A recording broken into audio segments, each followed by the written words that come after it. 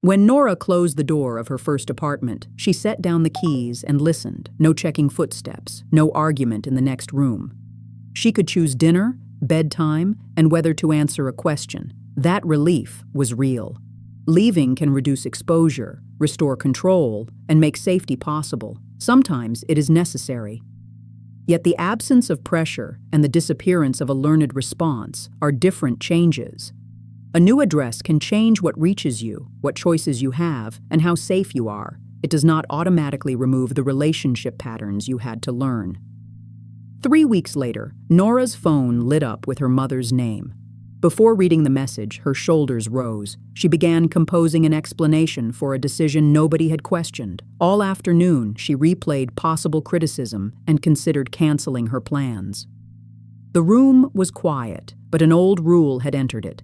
Keep the peace, do not disappoint, stay easy to approve.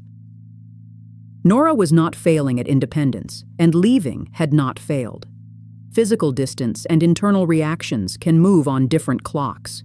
You can be safer than before and still feel recruited into a role you once needed. It helps to separate two problems. The first is external. Who has access to you? What behavior are you exposed to? Can you say no without retaliation? Distance can transform those conditions. The second is internal. Which expectations organize your choices when the other person is absent? Maybe you over-explain, scan for anger, treat guilt as an emergency, or hear family approval before your judgment. These are possibilities, not a diagnosis. Repeated roles can become familiar. That does not mean you wanted the harm or failed to move far enough. The useful question is not, why am I not over this? It is, what old response is being requested from me now? Before going further, there is a firm safety exception. If there is abuse, coercion, stalking, credible threats, or ongoing danger, low contact or no contact may be protective. Blocking access, relocating, documenting incidents, or seeking qualified local support can be appropriate. You do not have to confront someone, keep a relationship open, or reconcile to prove growth. A family theory should never send a person back into danger. In those situations, distance is not avoidance. It can be a boundary and a lifeline. Internal work, if and when you choose it, can happen later from a place with more safety and options. With safety protected, family systems theory offers one useful lens: differentiation. Here, that means staying anchored in your thinking, values, and choices while relationship pressure is present, or remembered. It is not coldness, winning an argument, cutting everyone off, forgiveness, or reconciliation. Those are separate decisions. Differentiation can be practiced in close, limited, or no contact. Contact-level answers. How much access is safe? Differentiation asks, who is authoring my response? Nora began with smaller questions. What do I believe when nobody is grading me? What can I offer without abandoning myself? Which discomfort belongs to a difficult choice and which signals a crossed limit? The next time her mother called, Nora did not force herself to answer. She wrote 4 lines. What happened? What did I feel? What story appeared? What do I choose? The facts were brief, a missed call and a request for a weekend visit. The story was louder. If I say no, I am selfish. Nora waited, then replied, I cannot visit this weekend. I can call Wednesday. She offered no defense.